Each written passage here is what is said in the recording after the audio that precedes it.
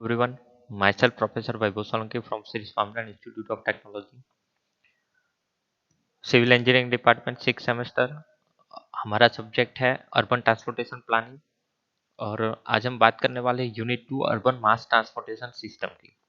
Unit 1 हमारा complete हुआ है। इस सब्जेक्ट का ये दूसरा यूनिट है जिसका नाम है अर्बन मास ट्रांसपोर्टेशन सिस्टम। सो इस चैप्टर में हम बात करने वाले हैं। जो हमारा पहला लेक्चर है वो है कॉन्सेप्ट ऑफ ट्रैवल डिमांड। तो कॉन्सेप्ट ऑफ ट्रैवल डिमांड के बारे में हम बात करने वाले हैं। तो आज का जो लेक्चर है हम स्टार्ट करते हैं। तो सबसे पहले बात करते हैं क्या है ट्रैवल डिमांड, क्या है। तो अर्बन मास ट्रांसपोर्टेशन सिस्टम की मैं बात करूँ तो जो अर्बन मास ट्रांसपोर्टेशन सिस्टम है वो बेसिकली जो अर्बनाइजेशन है प्लस ट्रांसपोर्टेशन है उन दोनों को जो हम मिक्स करते हैं तो उसको हम बोलेंगे अर्बन मास ट्रांसपोर्टेशन सिस्टम। यानी कोई भी अर्बन सिटीज में या तो सिटीज एरिया में अर्बन एरियाज में जो अर्बनाइजेशन, जहाँ पे अर्बनाइजेशन ज़्यादा है वहाँ पे अगर हम ट्रांसपोर्टेशन को इन्वॉल्व करें तो वो जो मास ट्रांसपोर्टेशन सिस्टम हम प्रोवाइड करते हैं जैसे कि रेलवे हो गया, पब्लिक ट्रांसपोर्टेशन हो गया, बसेस हो गए, ठीक है। तो उस ट्रांसपोर्टेशन सिस्टम को जिसमें हम मास ऑफ पीपल को या तो पैसेंजर को हम मूवमेंट दे सके और ट्रांसपोर्ट कर सके तो उस ट्रांसपोर्टेशन को हम अर्बन मास ट्रांसपोर्टेशन बोलेंगे। तो कोई भी सिटीज है या तो अर्बन एरिया है वो अच्छा रोल प्ले करता है, play a vital role in promoting economic growth of prosperity of the nation. कोई भी नेशन के प्रॉस्पेरिटी और ग्रोथ के लिए अर्बन मास ट्रांसपोर्टेशन बहुत ही इंपॉर्टेंट है। तो सबसे पहले मैं ट्रैवल डिमांड के कॉन्सेप्ट पे आऊँ उसके पहले मैं आपको ट्रैवल का एक ऑप्शन समझा देता हूँ कि बेसिकली हम सबको पता है कि जैसे जैसे पॉपुलेशन बढ़ रहा है, ठीक है। तो पॉपुलेशन की वजह से क्या हो रहा है कि जो व्हीकल ऑनरशिप है, प्राइवेट व्हीकल ऑनरशिप है, वो भी अपनी कंट्री में बहुत ही स्पीड से इंक्रीज हो रही है, ठीक है। तो यानी प्राइवेट व्हीकल ऑनरशिप यानी कि जो टू व्हील है या तो फोर व्हील है वो रैपिडली इंक्रीज हो रहा है, जिसकी वजह से क्या हो रहा है कि हम पब्लिक ट्रांसपोर्टेशन का कम यूज कर रहे हैं। तो यहाँ पे हम देखते देखते हैं कि एक इमेज है कि जहाँ पे 360 मोपेड का यूज हो रहा है इतने पीपल्स को मूव कराने के लिए, ठीक है। तो उसकी जगह पे या तो इतने पीपल को मूव करना कराने के लिए 300 जितनी कार्स का यूज होना है। ये हुआ हमारा, ये जो इमेज में दिखाई दे रहा है वो हमारा हुआ प्राइवेट व्हीकल ओनरशिप, ठीक है। बट अगर इतने ही पैसेंजर को अगर मुझे थ्रू बस ट्रांसपोर्ट करना है या तो थ्रू बस में इसको इतने पैसेंजर को मूव करूँ तो उसके लिए मुझे कितने व्हीकल चाहिए। ओनली 6 बसेस की रिक्वायरमेंट है, ठीक है। तो ओनली 6 बसेस की रिक्वायरमेंट ये रिक्वायरमेंट को फुलफिल कर देंगी। तो ये जो व्हीकल है, ज़्यादा व्हीकल है, उसको हम इसका कम यूज़ कर लेंगे, ठीक है। तो इसका कम यूज़ करेंगे तो अल्टीमेटली ट्रैवल डिमांड कम हो जाएगी और जो ट्रैवल डिमांड की नीड है उसकी वजह से जो ट्रांसपोर्टेशन की नीड है वो भी कम हो जाएगी। और ट्रांसपोर्टेशन की नीड जैसे जिस हिसाब से बढ़ती जा रही है व्हीकल ओनरशिप की वजह से, उसकी वजह से ट्रैफिक भी बढ़ता जा रहा है। ट्रैवल ओनरशिप और ट्रैवल जो ट्रांसपोर्टेशन फैसिलिटीज भी बढ़ती जा रही है तो उसके लिए हमारे पास अवेलेबल लैंड नहीं है। तो ये फ्यूचर के लिए एक मेजर इश्यू है। तो हमको क्या करना है कि व्हीकल ओनरशिप की जगह हमको मैक्सिमम पब्लिक ट्रांसपोर्टेशन यूज करना है। तो पब्लिक ट्रांसपोर्टेशन जिस हिसाब से 300 कार की जगह हम 6 बसेस का यूज कर सकते हैं, ठीक है। और 6 बसेस की जगह हम एक मेट्रो का यूज कर सकते हैं। तो ये हुआ हमारा public transportation. So to solve the traffic congestion problem the best method is encourage the use of public transportation और मास ट्रांसपोर्टेशन। तो इस वजह से हमको पब्लिक ट्रांसपोर्टेशन और मास ट्रांसपोर्टेशन का यूज करने के लिए हमको इंकरेज करना पड़ेगा, ठीक है। तो ये मैंने आपको ट्रैवल ऑप्शन दिखाया है। अब हम बात कर रहे हैं concept of travel demand. Travel demand का कॉन्सेप्ट क्या है। So basically travel demand is refer to the amount and type of travel people would choose under specific condition. कि कोई भी स्पेसिफिक कंडीशन में अमाउंट ऑफ पीपल या तो types of people जो ट्रैवल चूज करते हैं उसको मैं ट्रैवल एज अ डिमांड, जो डिमांड है पर्टिकुलर टाइम पे, उसको मैं ट्रैवल डिमांड में इंक्लूड करूंगा। Considering factors such as the quality of transport option available and their price. कि जिस हिसाब से हमारा ट्रांसपोर्ट ऑप्शन है, क्वालिटी ट्रांसपोर्ट ऑप्शन अवेलेबल है और उसकी प्राइस है, उसके हिसाब से जो हम स्पेसिफिक कंडीशन में जो पीपल चूज करते हैं टाइप्स ऑफ ट्रैवल, उस टाइप्स ऑफ ट्रैवल को मैं ट्रैवल डिमांड रेफर करूंगा। तो ये है डेफिनेशन ऑफ ट्रैवल डिमांड। अब बात करते हैं ट्रांसपोर्ट डिमांड। ट्रांसपोर्ट डिमांड क्या है कि it is a concentrated at the specific time that are related to the current activity pattern of the society for example social and recreational trip. So that specific time that are related to the current activity, जो भी current activities और pattern के related जो specific time पे concentration हम कर रहे हैं, सोशल और रिक्रिएशनल ट्रिप जो बढ़ रही है उसको मैं उस डिमांड को, वो ट्रिप डिमांड को मैं ट्रांसपोर्टेशन डिमांड बोलूंगा। Also in such type of demand forecast will be poor. और ऐसी डिमांड में क्या हो रहा है कि ट्रांसपोर्टेशन डिमांड डिमांड बढ़ रही है, तो उसके लिए जो फोरकास्ट है कंपैरेटिवली पुअर रहता है। ठीक है, तो ये दोनों चीज है, ट्रैवल डिमांड और ट्रांसपोर्टेशन डिमांड। अब बात करते हैं hidden demand. Hidden demand it refers to decision related to the creation and management of transport and facilities. So जो ट्रैफिक फैसिलिटीज है या तो ट्रांसपोर्टेशन फैसिलिटीज है, उसके क्रिएशन के लिए और मैनेजमेंट के लिए जो डिसीजन रिलेटेड है, ठीक है, उसको हम हिडन डिमांड कहेंगे। तो यहाँ पे तीन डेफिनेशन है, ट्रैवल डिमांड, ट्रांसपोर्टेशन डिमांड और हिडन डिमांड, वो यहाँ पे मैंने एक्सप्लेन की है। अब ट्रैवल डिमांड हमको अच्छे से समझ में आ गया। अब बात करें कि जो मेजर एस्पेक्ट है इन ट्रैवल डिमांड कौन कौन से, तो दो मेजर एस्पेक्ट है। पहला तो लैंड यूज। कोई भी ट्रैवल डिमांड के लिए ट्रांसपोर्टेशन फैसिलिटीज जरूरी है, और ट्रांसपोर्टेशन फैसिलिटीज के लिए जहाँ पे हम अवेलेबल करेंगे, यानी कि मेट्रो या तो बीआरटीएस कॉरिडोर बनेंगे, उसके लिए लैंड होना बहुत ही जरूरी है कोई भी सिटीज में। ठीक है, सो जो लैंड यूज है वो इम्पोर्टेंट है। दूसरा है ट्रिप पर्पज, कि जो पब्लिक और पैसेंजर जो मास ट्रांसपोर्टेशन सिस्टम या तो ट्रांसपोर्टेशन सिस्टम का यूज करने वाले हैं, ठीक है, तो उनकी ट्रिप का पर्पज क्या है, उस इस पर्पज से उस ओरिजिन और डेस्टिनेशन के मूवमेंट के बेस्ड हम ट्रांसपोर्टेशन फैसिलिटीज प्रोवाइड कर सकते हैं। सो there are two major aspects in a travel demand, that is one is land use and second one is trip purpose. So land use क्या है, it is referred to the pattern of land uses in an area, कि कोई भी area जो land uses है वहां पे pattern क्या है, किस पैटर्न में हमने लैंड यूज की है। ठीक है, उसको मैं लैंड यूज बोलूंगा। Land use affect the transportation demand through generation and distribution of trip, कि जिस हिसाब से ट्रिप जनरेट हो रही है, कि ये एक जगह से दूसरी जगह पे जो जा रहे हैं हम, मूवमेंट कर रहे हैं, पैसेंजर मूवमेंट कर रहे हैं, उसको हमें ट्रिप बोलूंगा। फॉर एग्जाम्पल मैं मेरे घर से लेके कॉलेज तक आता हूँ, या तो घर से लेकर ऑफिस जा रहा हूँ, ठीक है, या तो वर्क प्लेस पे जा रहा हूँ, तो घर मेरा ओरिजिन है, वर्क प्लेस मेरा डेस्टिनेशन है। सो ओरिजिन से और डेस्टिनेशन में जाता हूँ, और उसके बाद मैं फिर से ओरिजिन पे आता हूँ, यानी कि घर वर्क कंप्लीट करके मैं फिर से घर पे आता हूँ। तो ये मेरा पूरा एक ट्रिप हुआ। और इस ट्रिप जो जिस हिसाब से ट्रिप जनरेट हो रही है और डिस्ट्रीब्यूशन हो रहा है, वो टोटली डिमांड जो है ट्रांसपोर्टेशन की डिमांड है, वो लैंड यूज पे डिपेंडेंट है। दूसरा है trip purpose. It refer to the purpose for which the trip is being undertaken, कि कौन से पर्पज की वजह से हमने ट्रिप पे जाना डिसाइड किया है, या तो ट्रिप किस हिसाब से क्रिएट हो रही है, कौन सी वजह है, कौन सा पर्पज है जिसकी वजह से ट्रिप क्रिएट हुई है। ठीक है, तो मैं वर्क के लिए जा रहा हूँ, या तो घर से निकल के वर्क के लिए जा रहा हूँ, तो वो वर्क ट्रिप हुई।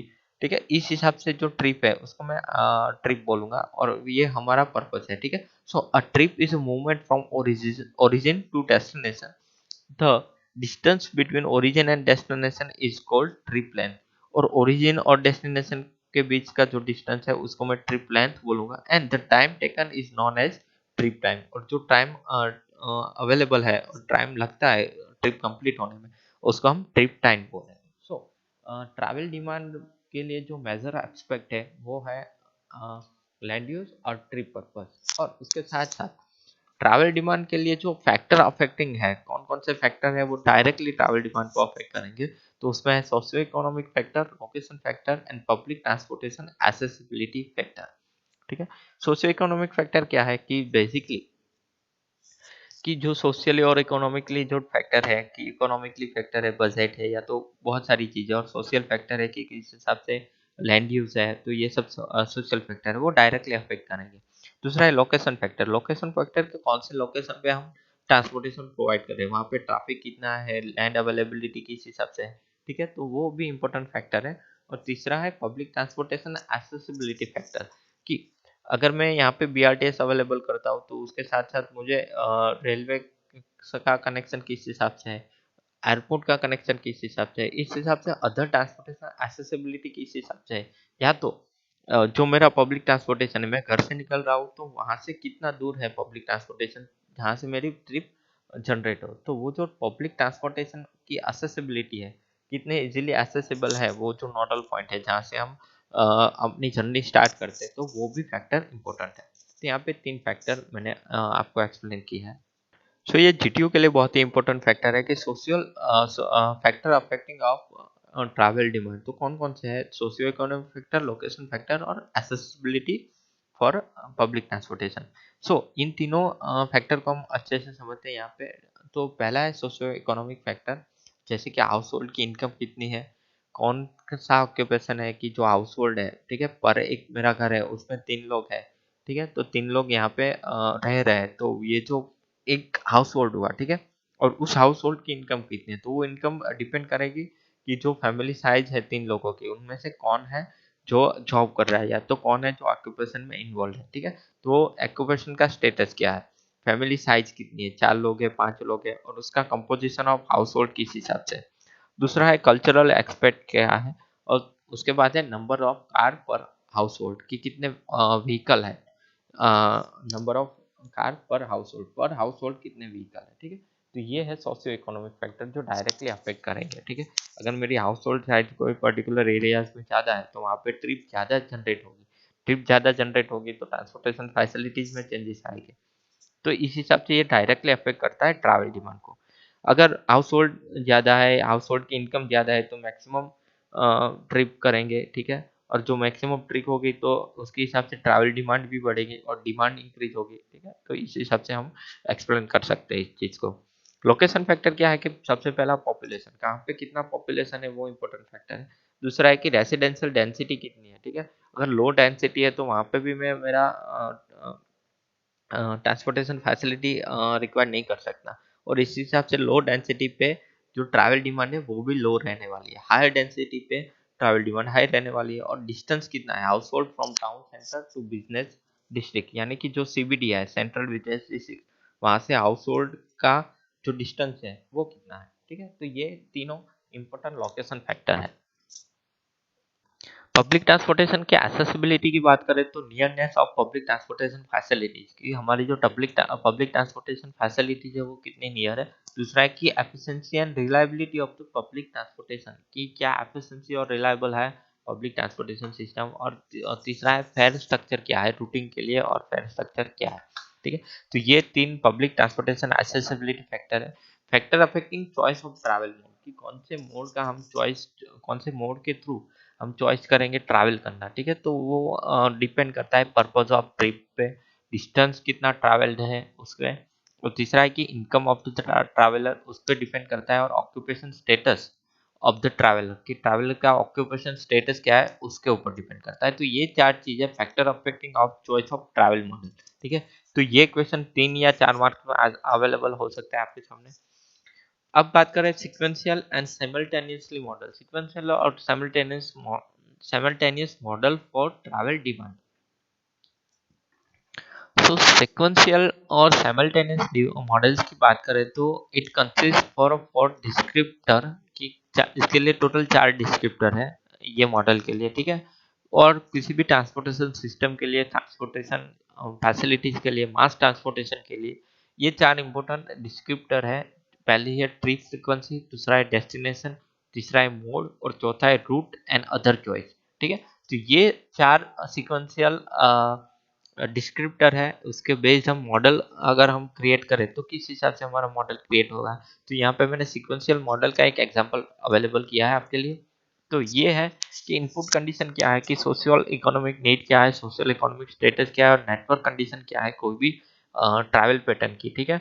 तो ये हमारी इनपुट कंडीशन है। इनपुट कंडीशन के बेस्ड हम बात करें कि हम जो ट्रिप डिमांड या तो ट्रिप रिलेटेड डिसीजन हम स्टार्ट करते हैं कि मुझे आज मेरे घर से निकल के कहीं पे जाना है, या तो मेरे घर से निकल के मुझे सुबह घर से निकल के मुझे वर्क प्लेस पे जाना है। तो हम क्या करेंगे कि पहला जो मेरा काम रहेगा डिसीजन मेकिंग का, कि डिसीजन टू ट्रैवल, मैं ट्रैवल करने का डिसाइड कर रहा हूँ, ठीक है। तो वो सिक्वेंशियली पहला स्टेज है इस मॉडल के लिए। दूसरा है डेस्टिनेशन चॉइस, कि उसके बाद मैंने डेस्टिनेशन चॉइस की, यहाँ पे मेरा डेस्टिनेशन है कि मैं वर्क प्लेस के लिए जा रहा हूँ, ऑफिस जा रहा हूँ, ठीक है। तो ऑफिस मेरा डेस्टिनेशन प्लेस है। तीसरा है कि मोड चॉइस। मोड चॉइस, अगर मेरे पास कार अवेलेबल है, व्हीकल अवेलेबल है, ठीक है, और मेरे घर के नज़दीक पब्लिक ट्रांसपोर्टेशन भी अवेलेबल है, तो ये सब जितने भी अवेलेबल है उनमें से जो मुझे सुटेबल लगेगा उसके हिसाब से मैं मोड चॉइस करूंगा कि कौन से मोड के थ्रू मैं ट्रैवल करना चाहता हूँ। तो तीसरी जो स्टेप है वो मेरा मोड चॉइस है। और उसके बाद है रूट चॉइस। अगर मैंने टू व्हीलर लेके या तो फोर व्हीलर लेके मैंने ऑफिस के लिए निकला हूँ, ठीक है, और उसके लिए मेरे पास बहुत सारे नेटवर्क अवेलेबल है, बहुत सारे रूट अवेलेबल, उनमें से मैं कौन सा रूट चूज करूंगा, तो ये मेरा फोर्थ स्टेज है। ये चार स्टेज डिसीजन ऑफ ट्रिप है, डिसीजन ऑफ ट्रैवल मेकिंग है, उसके ऊपर सीक्वेंशियल मॉडल है जो उसके ऊपर बहुत डिपेंड करता है, ठीक है। तो ये है मटेरियलाइजेशन ऑफ द ट्रिप। एक ट्रिप का मटेरियलाइजेशन मैंने यहाँ पे अवेलेबल किया है। सिमिलरली इस वेरिएबल को हम यूज करेंगे कि इनपुट वेरिएबल में हम ऐड करेंगे सोशियो इकोनॉमिक वेरिएबल और नेटवर्क वेरिएबल को ऐड करेंगे, और ये दोनों वेरिएबल को यूज करके डिसीजन टू ट्रैवल को उसके सामने हम क्या करेंगे, ट्रिप जनरेशन मॉडल क्रिएट करेंगे, ठीक है। Destination choice, decision to travel के लिए, यानी कि मैं ट्रिप डिसीजन ले रहा हूँ ट्रैवल के लिए, तो वहां से मेरा जो सिक्वेंशियल मॉडल उसके सामने मेरा मॉडल होगा, वो कौन सा मॉडल होगा, ट्रिप जनरेशन का, ठीक है। तो यहाँ पे अवेलेबल है ट्रिप जनरेशन। दूसरा है डेस्टिनेशन चॉइस, को उसके सामने डेस्टिनेशन चॉइस के सामने मेरा है ट्रिप डिस्ट्रीब्यूशन, कि अगर मेरा डेस्टिनेशन फिक्स हुआ तो इसके हिसाब से मुझे कहाँ पे जाना है, उस हिसाब से मैं ट्रिप उस हिसाब से ट्रिप डिस्ट्रीब्यूट हो रहा है। तो ट्रिप के लिए मैंने मेरा दूसरा मॉडल है सिक्वेंशियली या तो साइमल्टेनियसली मॉडल है, वो है ट्रिप डिस्ट्रीब्यूशन। मोड चॉइस के लिए मैंने यहाँ पे साइमल्टेनियसली वेरिएबल के हिसाब से जो मॉडल चूज किया है वो है मॉडल स्प्लिट मॉडल, या तो मॉडल स्प्लिट एनालिसिस भी बोलते हैं, या तो मोड चॉइस मॉडल भी हम उसको बोलेंगे। रूट के हिसाब से यहाँ पे जो हमने मॉडल सिलेक्ट किया है वो है ट्रैफिक असाइनमेंट मॉडल, ठीक है। तो ये चार बहुत ही इंपॉर्टेंट है, बहुत ही इंपॉर्टेंट स्टेज है, जीटीयू के लिए भी बहुत इंपॉर्टेंट है, और इन चारों स्टेज के बारे में हम नेक्स्ट चैप्टर में या तो नेक्स्ट यूनिट में पढ़ने वाले हैं। बट ये चार स्टेप आपको याद रखने हैं, trip generation model, trip distribution, mode choice, और चौथा है ट्रैफिक असाइनमेंट, जो टोटली डिपेंड करेगा volumes on link of network. तो ये जो मेरा मॉडल हुआ वो ट्रैवल डिमांड मॉडलिंग हुआ। तो ट्रैवल डिमांड मॉडलिंग के लिए आपको सीक्वेंशियल मॉडल के लिए आपको ये सीक्वेंस में ड्रॉ करके एक्सप्लेन करना है, जो मैंने अभी आपको एक्सप्लेन किया है। अब बात करते हैं एग्रीगेट और disaggregate approach for travel demand. Travel demand के लिए एग्रीगेट अप्रोच क्या है कि this develops relationship between trip production and attract with the appropriate independent variable at a zonal level using regression analysis, and it refer to grouped data and pattern but may vary from zone to zone.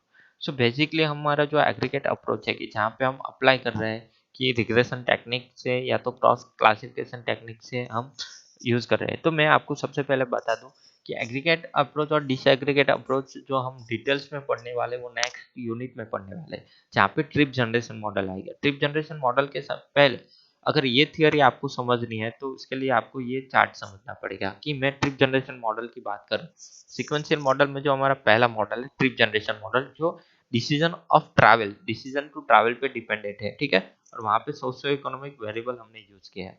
So trip generation क्या है कि trip generation है वो trip production और trip attraction से बना है। Trip production और ट्रिप अट्रैक्शन क्या है वो नेक्स्ट यूनिट में हम पढ़ने वाले हैं, ठीक है। तो जहाँ से ट्रिप जनरेट हो रही है, जो ट्रिप प्रोडक्शन है वो दो अप्रोच पे डिपेंड करता है। पहला है एग्रीगेट अप्रोच और दूसरा है डिसएग्रीगेट अप्रोच। एग्रीगेट अप्रोच यानी कि जो हमारा ट्रिप है या तो ट्रिप जनरेट हो रहा है, ठीक है, वो ट्रिप की जो कैरेक्टरिस्टिक है वो रिलेट कर रही है जोनल कैरेक्टरिस्टिक में, ओनली जोनल कैरेक्टरिस्टिक में, या तो कोई पर्टिकुलर जोन पे ही अवेलेबल है, ठीक है, और उसको हम रिग्रेशन टेक्निक के अलावा उसको हम सॉल्व कर सकते हैं। दूसरा है डिसएग्रीगेट अप्रोच, यानी कि इसका कोई एग्रीगेशन नहीं है। डिसएग्रीगेट यानी कि this is the based on the development of equation describing independent variable on the trip making a basic unit. Data required is based on household characteristic। यहाँ पे डेटा कौन सा रिक्वायर्ड है, हाउसहोल्ड कैरेक्टरिस्टिक हमको चाहिए, ठीक है। तो ये रिलेट करता है ट्रिप टू बेसिक यूनिट, ठीक है। ये रिलेट करता है एग्रीगेट यानी कि बहुत सारे पर्सन एक साथ जो हम अप्रोच होता है। तो यहाँ पे एक सिंगल यूनिट का अप्रोच है, ठीक है। और सिंगल यूनिट में क्या होता है कि पर्सन होता है या तो एक हाउस होल्ड रहता है, और पर्सन और हाउस होल्ड का जो हम रिग्रेशन टेक्निक या तो क्रॉस क्लासिफिकेशन टेक्निक को यूज करके हम बता सकते हैं। ठीक है, तो ये जो ट्रिप जनरेशन के लिए दोनों टेक्निक है हम नेक्स्ट यूनिट में पढ़ने वाले हैं। तो आज हमने यहाँ पे एग्रीगेट और डिसएग्रीगेट अप्रोच को इसलिए रखा कि इसकी दो डेफिनेशन आप समझ के अगर जीटीयू में 3 मार्क्स का क्वेश्चन है तो उसको आप एक्सप्लेन कर सकते हो। तो यहाँ पे जो इम्पोर्टेंट चीज़ें हैं जो मैंने आज के लेक्चर में आपको एक्सप्लेन की है कि travel demand, concept of travel demand क्या है, ठीक है, तो वो यहाँ पे हमारा कंप्लीट हो रहा है। सो आज के लिए इतना ही, थैंक यू।